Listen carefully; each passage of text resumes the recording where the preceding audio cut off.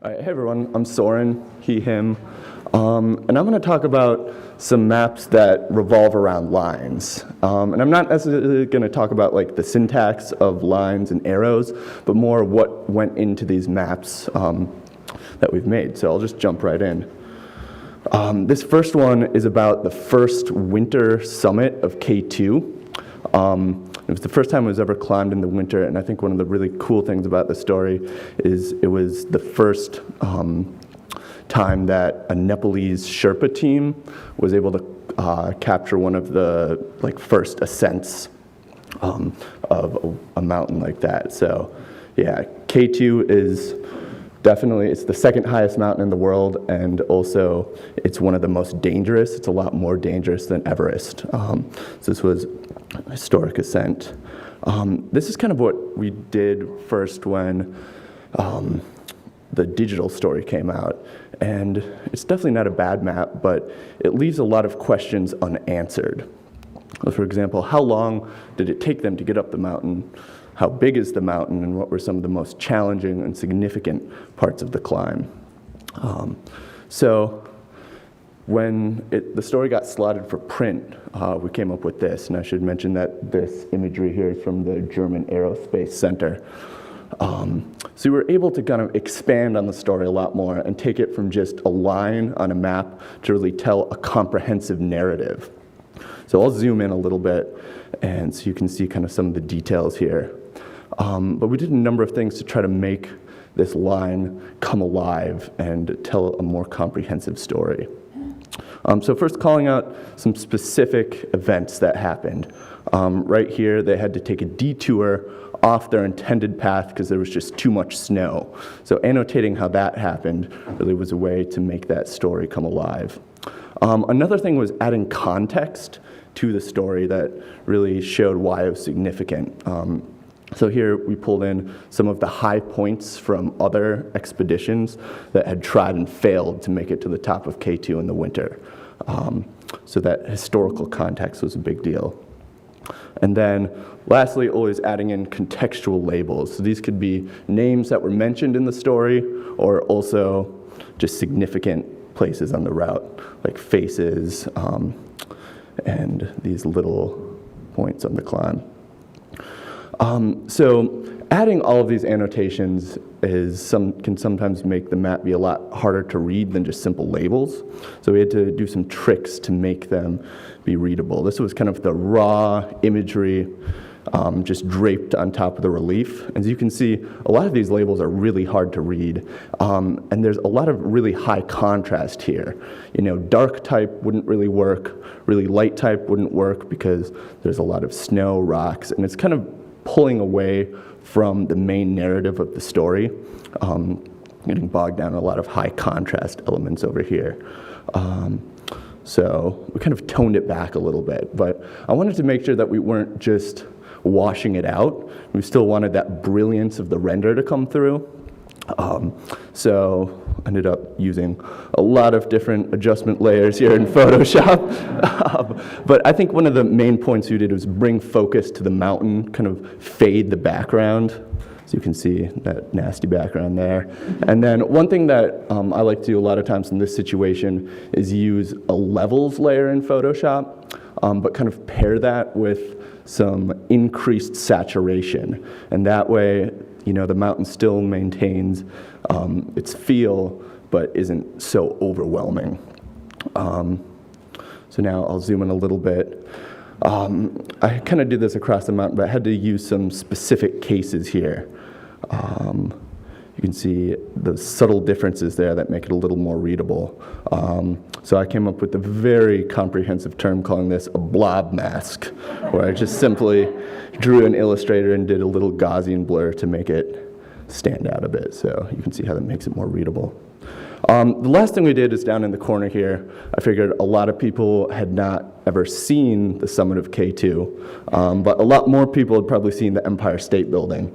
So I thought this would be a way for readers to really picture themselves in the scene there, and really kind of make the mountain feel more real, because it can be an abstract concept.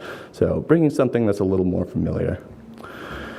So that's, again, what the whole page looked like. And if you want to come up after, I've got some copies here you can look through. But, okay, this next story came out this year, and it's about the Northwest Passage. So the Northwest Passage is the fabled sea route from the Atlantic to the Pacific over the top of Canada. And this was a cool story, because it was some Nat Geo explorers went out to try to solve an old mystery of what happened. There was 2 British ships that went out in the 1800s to try to find this route, and neither one of them were heard from ever again. So Nat Geo sent out a team to try to solve that mystery and kind of follow in the footsteps of that route. So it brought in some modern and some historical context here. So this was the initial map that we were given from their tracker. So you can see it's got some issues with it, no worries there. But I think, like a lot of maps, it really made me ask some specific questions, like why did they take this weird jag or go through this really narrow part? And the answer to most of the questions I had looking at this was sea ice. It's a really weird part of the world because there's this unpredictable sea ice that obviously changes from time of year, but can also change from day to day. But luckily, NASA, they, every day, I think it is, take this raster data set that has the sea ice for each specific day. So there's a lot of cool data to work with, but for print, it was going to be really hard. So this is what we came up with. This is kind of a 3-page gatefold here, and I'll dig into a little bit of what that means later. But really, the whole spread kind of revolved around the sea ice. It almost became a character in the story, just like the ships we were going after. And it really was important to contextualize this line that was going across the page. Yeah, so it was a little bit of a complicated process, but we wanted to make sure that the raster layer was evoking sea ice, but was also scientifically accurate. And we couldn't do an animation because it was print. So what we ended up doing, which was a long process, but the team was in the Arctic for 83 days. So we took each one of those 83 raster layers and stacked them on each other. I think it was like 1.2 opacity to basically get anywhere that's perfectly white that was covered with ice 100% of the time, and the blue areas were covered with ice 0% of the time. And then we used the dissolve blending mode to kind of fade that across. And I actually did that a few different places to, I guess, get it to having the feel of ice, whereas still maintaining that accuracy. And then obviously a really important step here is showing it back to the scientists at NASA to make sure that it's accurate interpretation. So they signed off on it. So it came with that. So you can see that really illustrates how they were able to go around this area, while also kind of following in the footsteps of these other expeditions. Kind of the last challenging part of this is, annoyingly, most people read pages from left to right. But this expedition went right to left, or east to west, which always seems to happen with expeditions. So in order to kind of make people start at the right place and follow that trajectory, we used the fold of the map. So this is what's seen initially, and then you unfold it to get to the next point. Yeah, so I'll just go through a couple more quicker examples. A lot of times when we're mapping an expedition, it's humans and you can ask them questions, but this was a story about a lynx that traveled 2,000 miles across the Yukon. So in this one, we use collar data and some GIS analysis to pull out some of the most important parts of that expedition. And as you can see, they did a lot more of their travel in the summer than the winter, so just calling out some little things like that. Another example is this about a kayak trip for a travel story on Lake Superior. And I think one of the main points we were trying to make here is just how intense these waters were, how dangerous and challenging kayaking it was. So what we did is kind of really tried to call focus to the water here.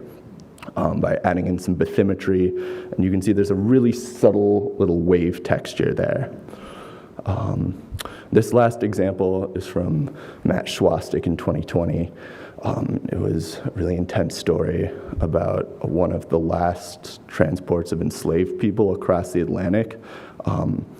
But what he realized when making the map is really to understand that journey, you really had to look at the entire history of the slave trade and show that as context to get people to understand this singular story.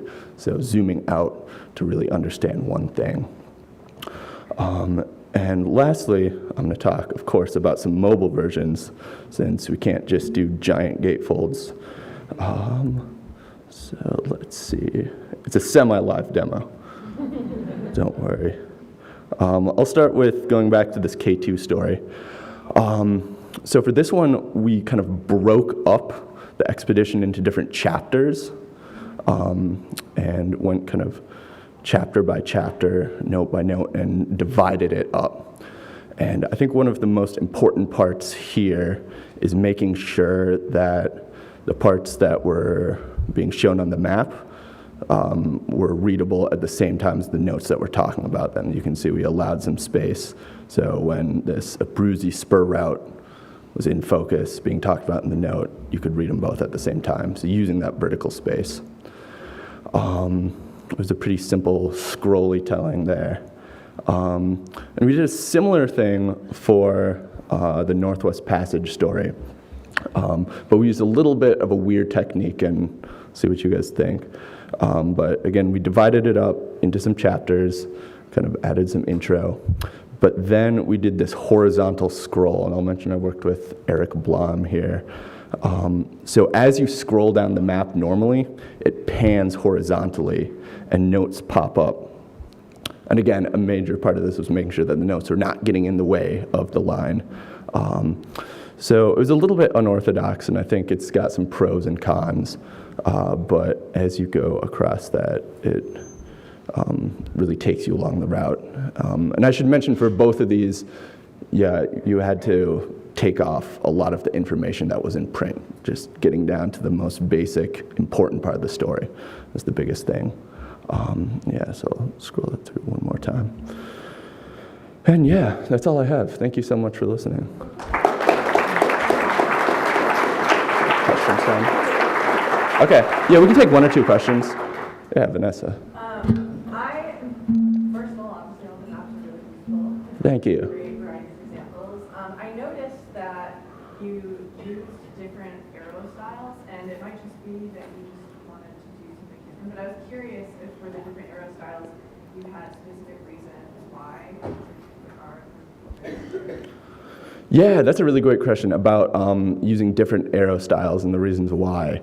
I think depending on the size that the line was, so for smaller maps, I guess I had to use more of a single arrow that was going to just be on the line. But for, I guess, more complex movements, like that first example I showed, I guess I had to make the arrow go around some more finer things, so putting that on the outside made more sense.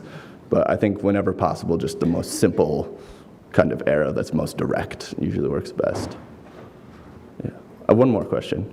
Yeah, I mean, when you're designing these big fold-out maps, sort of at what stage you start thinking about the mobile presentation, and like if that's changed at all, like when you start to think about it? That's a very good question. Probably not as early as I should, but we we try to think about the mobile presentation right off the bat, but a lot of times it can get focused on print just because that's what's due first.